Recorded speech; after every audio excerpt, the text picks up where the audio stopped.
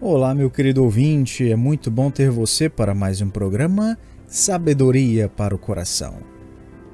Damos continuidade à minissérie O Perfil do Crente, baseada em 1 Pedro. O título da nossa mensagem de hoje é A Trindade Trabalhando, e veremos 1 Pedro 1, verso 2.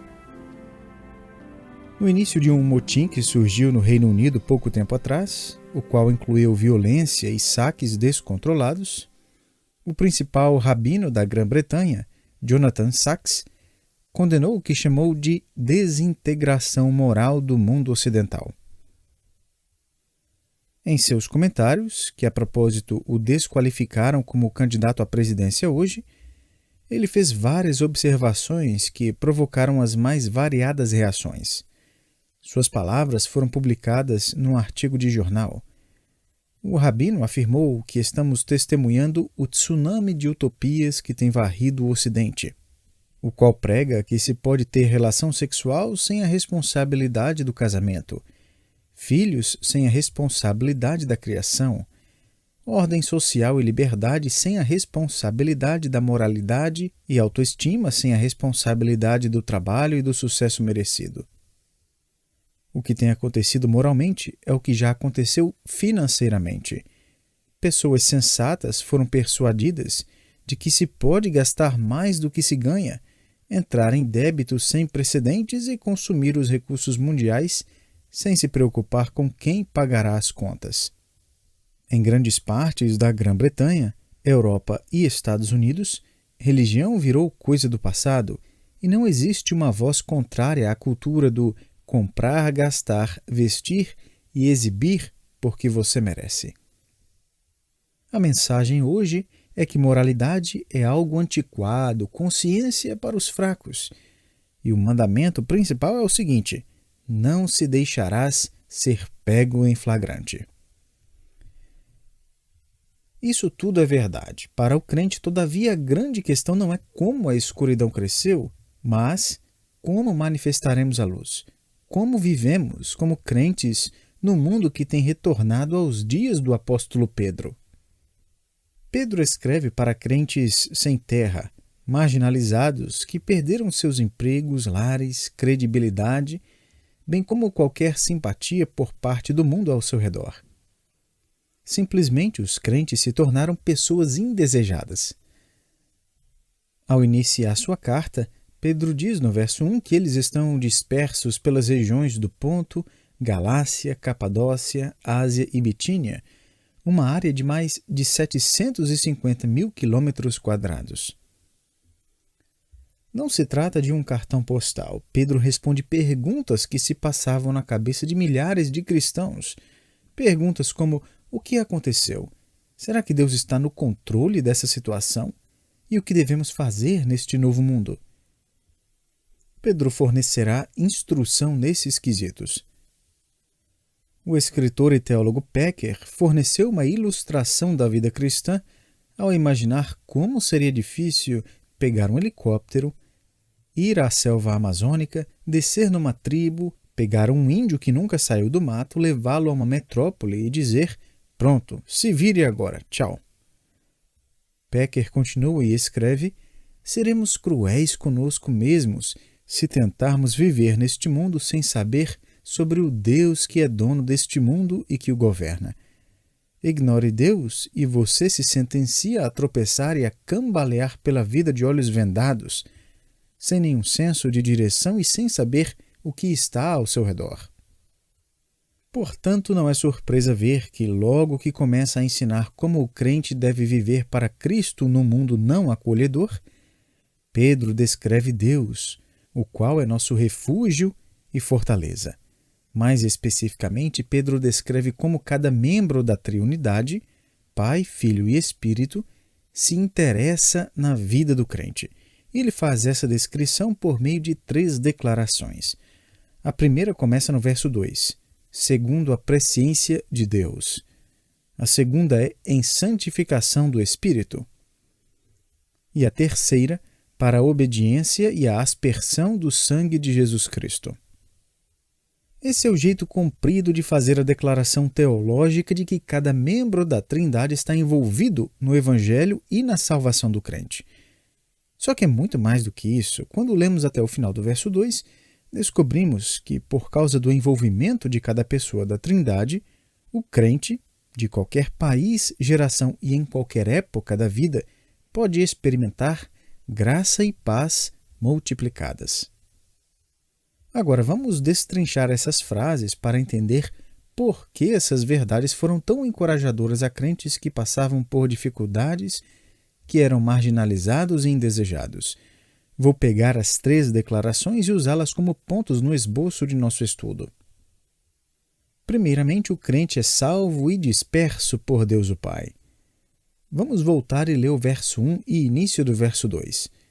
Pedro, apóstolo de Jesus Cristo, aos eleitos que são forasteiros, da dispersão no Ponto, Galácia, Capadócia, Ásia e Bitínia, eleitos segundo a presciência de Deus Pai.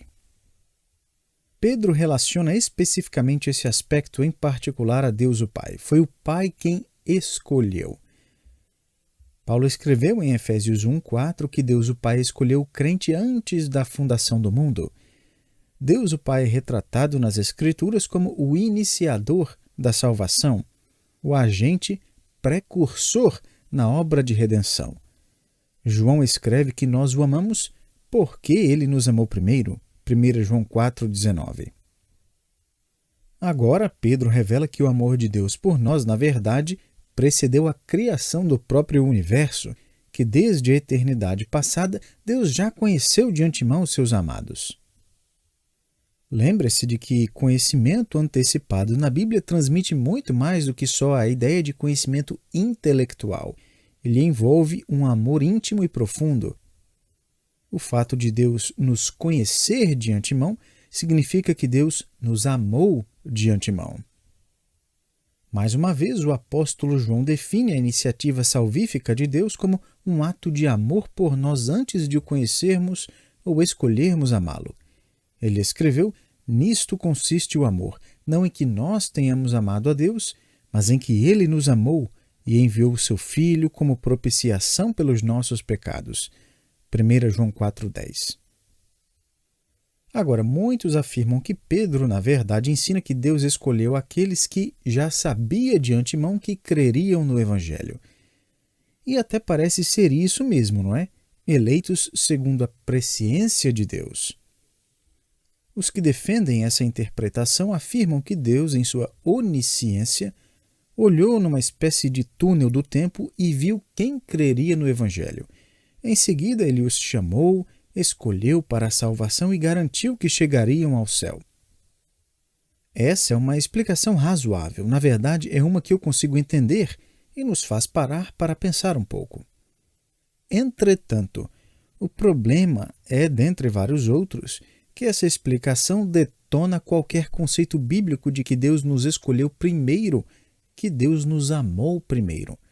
Nessa visão, Deus apenas reage à nossa ação, o que faz de nós autores e iniciadores da salvação, não Deus. Quando Pedro empregou o termo grego prognosis, traduzido como presciência, ele não estava dizendo que Deus simplesmente soube antecipadamente o que aconteceria, mas que planejou, predeterminou por sua intenção amorosa e salvífica redimir os seus amados. De fato, Pedro usa a forma verbal dessa palavra mais adiante no verso 20 para falar que a morte de Jesus Cristo para redimir pecadores ocorreu segundo a presciência de Deus Pai.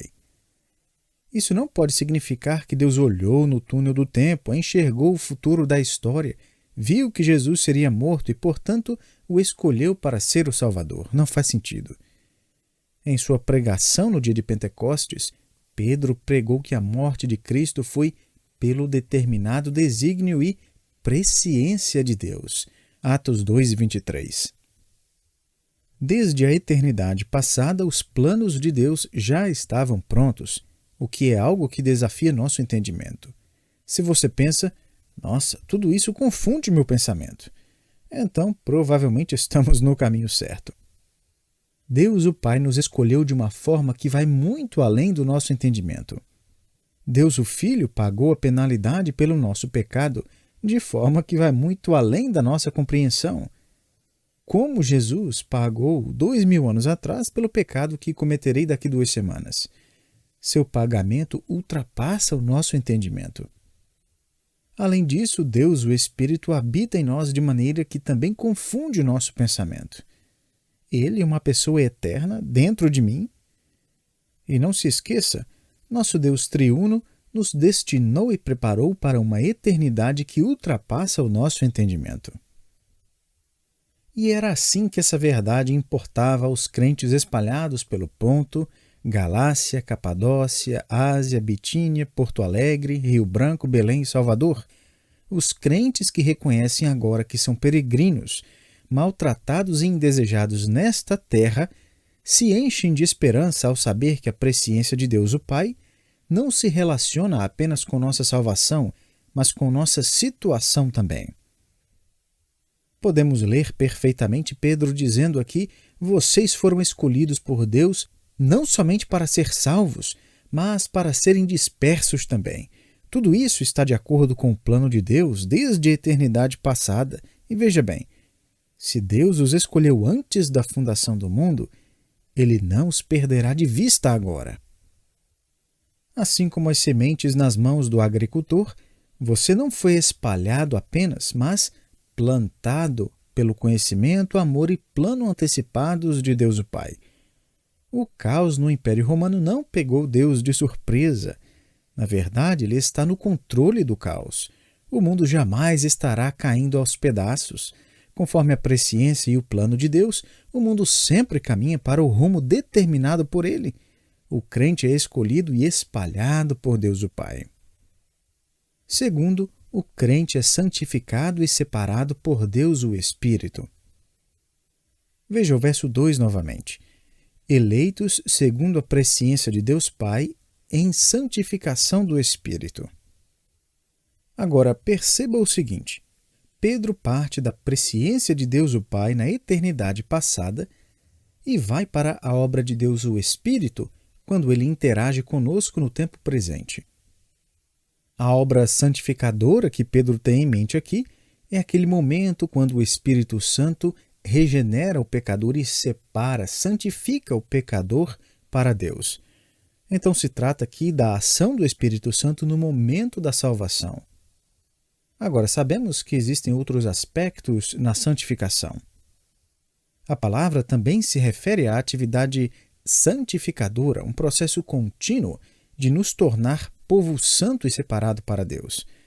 Essa é a atividade santificadora realizada pelo Espírito Santo que começa e jamais termina aqui na terra. Segundo as Escrituras, é o Espírito Santo que atrai o pecador para um relacionamento salvífico com Deus. É o Espírito Santo quem traz à nossa mente verdades bíblicas.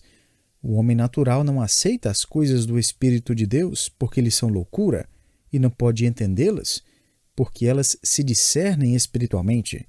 1 Coríntios 2,14. O Espírito Santo gera adoração verdadeira e oração. Romanos 8,26.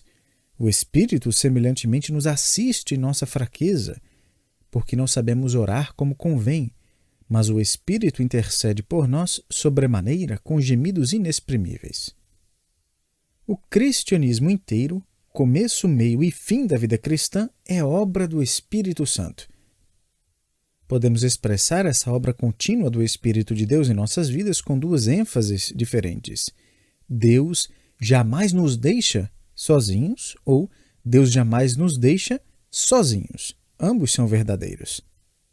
Um de nossos maiores erros é pensar que, de alguma maneira, podemos passar um dia sem a obra santificadora do Espírito Santo habitando em nós. Um dos maiores erros da igreja é pensar que nossas programações, planejamentos e estratégias podem produzir frutos independente do poder do Espírito Santo. Um dos meus professores perguntava com muito fervor em nossas aulas se o Espírito Santo se retirasse das igrejas evangélicas em geral. Quanto tempo você acha que a igreja continuaria funcionando antes de perceber o que aconteceu? Meu amigo, quanto tempo demoraria até que você descobrisse em sua vida pessoal que tem caminhado sozinho. Recentemente tivemos alguns raios e acabou faltando energia. A queda foi repentina e temporária. É incrível como a vida se torna primitiva sem a eletricidade, não é?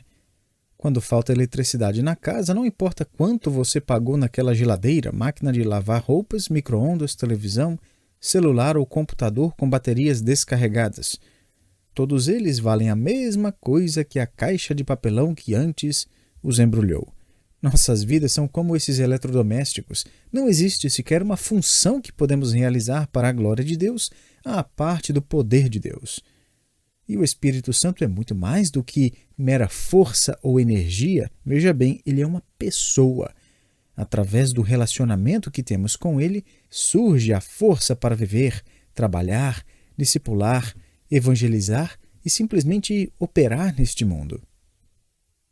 E creio que Pedro encoraja esses crentes não somente a saber que Deus não os abandonou, mas a entender que Deus trabalha através de seu Espírito para santificá-los, tornando-os diferentes, distintos, santos e separados do mundo. Não sei exatamente qual nuance se passava na cabeça de Pedro, mas acredito que ele sabia que seria encorajador a esses crentes dispersos, que se sentiam separados do mundo, ser relembrados de que a obra do Espírito de Deus seria precisamente para separá-los do mundo. Se você se sente cada vez mais como um forasteiro, separado e fora de lugar neste mundo, adivinha o quê? É o Espírito de Deus trabalhando em sua vida, lembrando-o de que você pertence ao reino do céu, não a algum reino desta terra. Assim como esses crentes espalhados pelo Ponto, Galácia, Capadócia, Ásia e Bitínia, você não é deste mundo, não faz parte deste mundo. O crente é escolhido e espalhado por Deus o Pai. Ele é santificado e separado por Deus o Espírito. Terceiro, o crente é redimido e purificado por Deus o Filho. Continue lendo o verso 2. Eleitos segundo a presciência de Deus Pai, em santificação do Espírito, para a obediência e a aspersão do sangue de Jesus Cristo. Para a obediência. A palavra usada aqui transmite o retrato de ouvir e se submeter àquilo que se ouve. Essa é a prática diária, apesar de imperfeita, de inverter a atitude que caracteriza o descrente em rebelião ao que Deus diz. O incrédulo não quer ouvir o que Deus disse, mas nós queremos. Pedro enfatizará um pouco esse tipo de obediência. No verso 14, ele nos exorta como filhos obedientes.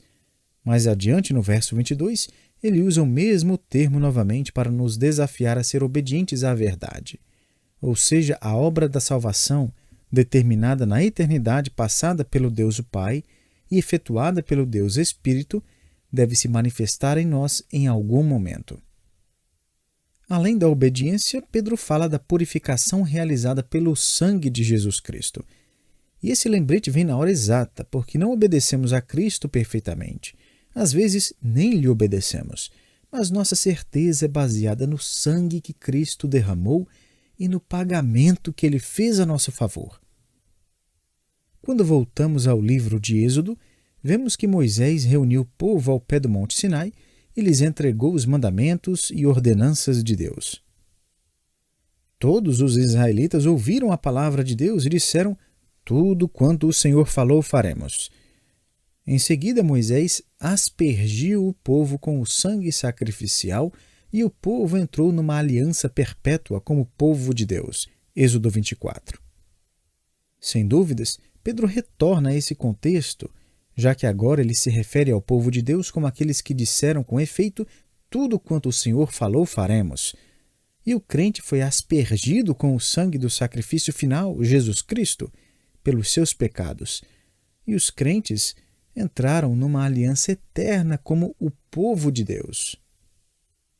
Quando estudamos o Antigo Testamento mais a fundo, descobrimos que havia duas ocasiões nas quais um indivíduo era aspergido com sangue.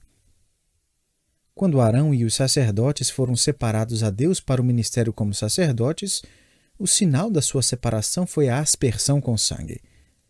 Semelhantemente, Pedro chama o crente do Novo Testamento de sacerdócio real, 1 Pedro 2,9, capaz de servir a Deus, aspergido e separado pelo sangue de Cristo.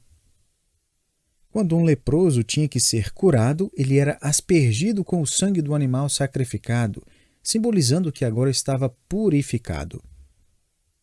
O escritor de Hebreus toma essa ilustração quando encoraja o crente do Novo Testamento com o seguinte: aproximemo-nos com sincero coração em plena certeza de fé, tendo o coração purificado de má consciência e lavado o corpo com água pura. Hebreus 10, 22. Estávamos leprosos, com um caso terminal de pecado, mas ouvimos o Evangelho e obedecemos à ordem de invocar o nome do Senhor para ser salvos. Romanos 10, 13. O Espírito Santo abriu nossos olhos espirituais e nos atraiu à fé em Cristo. Fomos lavados para sempre pelo sangue do Cordeiro de Deus, Jesus Cristo, nosso Salvador. Assim, toda penalidade pelo nosso pecado foi perdoada, toda culpa pelo nosso pecado foi apagada. Recentemente li um artigo sobre o famoso personagem americano George Washington. Parece que durante seu primeiro mandato como presidente dos Estados Unidos, Washington tomou emprestado da Biblioteca de Nova York um livro intitulado A Lei das Nações. E Washington se esqueceu de devolver o livro. A biblioteca nunca trouxe o assunto à tona. Afinal, ele era um herói nacional e o primeiro presidente. Simplesmente você não pede um livro de volta para alguém como ele. Pelos próximos 221 anos, o livro ficou na estante da casa de Washington, até 2010. Em 2010, a equipe presidencial percebeu e devolveu o livro. A multa por não haver devolvido o livro dentro do prazo somou o total de $300 mil. Felizmente, o bibliotecário resolveu perdoar a dívida. Você consegue imaginar o valor das multas, das penalidades contra nós? E uma vez perdoados, o que mais faríamos, a não ser obedecer a Jesus Cristo, nosso Redentor, aquele que nos perdoou e continuamente nos purifica de pecado? A única coisa que nos resta fazer é o que fez George Whitefield, o teólogo puritano e maior porta-voz do grande avivamento do século XVIII. Ele disse: coloquei minha vida como uma tela branca nas mãos de Cristo, meu Redentor, e quero que ele escreva nela o que bem desejar.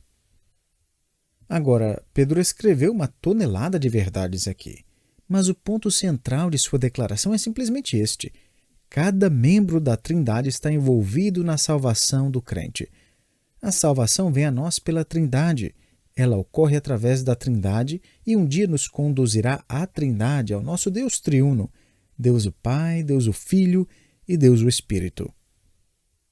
Somos escolhidos pelo Pai, habitados pelo Espírito e sob as ordens e sob a purificação constante do Filho. Gosto da forma como o pregador John Phillips resumiu de forma simples e tremenda. Foi o Pai quem pensou na salvação, foi o Espírito quem a forjou e o Filho quem a comprou. Pedro conclui seus pensamentos iniciais escrevendo no final do verso 2: graça e paz vos sejam multiplicadas. Essa sentença não está aí só para encher espaço. Pedro escreve a crentes judeus e gentios, e essa saudação combina a saudação comum a gentios e a saudação comum a judeus. Gentios saudavam com charis, ou graça. Judeus saudavam com shalom, ou grego irene, paz. Mas para o gentio e o judeu em geral, essas saudações e bênçãos eram superficiais e banais. Desejar graça no século I era como dizer: boa sorte, espero que as coisas deem certo para você. Desejar paz ou shalom era o mesmo que: espero que as coisas fiquem tranquilas aí para o seu lado. Mas a paz que Pedro tem em mente aqui não é a ausência de conflito ou problema. Na verdade, esses crentes estavam afundados em problemas, e crentes ainda passam por provações hoje. Para o crente, paz é algo interno, é uma consciência de que Deus está no controle das circunstâncias. E a graça que Pedro tem em mente aqui não é uma boa sorte, mas um entendimento da providência planos e propósitos graciosos e bondosos de Deus, de que os propósitos de Deus estão por trás até mesmo das provações. Pedro deseja que graça e paz sejam multiplicadas nas vidas desses irmãos. Ele escreve de forma bastante pessoal a esses crentes dispersos e forasteiros, enfatizando especificamente que essa graça e paz sejam multiplicadas sobre eles.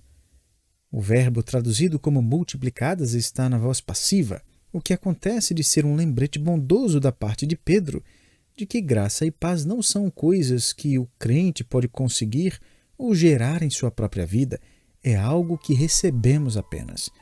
E o doador e multiplicador dessa graça e paz não é mencionado aqui. Quem é que as multiplica? Quem dá esses presentes?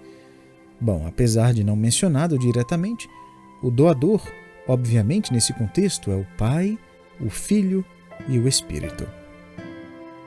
Assim, Pedro conclui sua saudação, lembrando-nos de quem Deus é, daquilo que Ele realiza através do Evangelho e quem nós somos em relação ao Deus Trino. Todas as três pessoas, desde a eternidade passada, têm atuado em perfeita harmonia e unidade para efetuar tão grande salvação. E elas continuarão assim por toda a eternidade futura. Que Deus o abençoe, meu querido, e espero você para o nosso próximo estudo.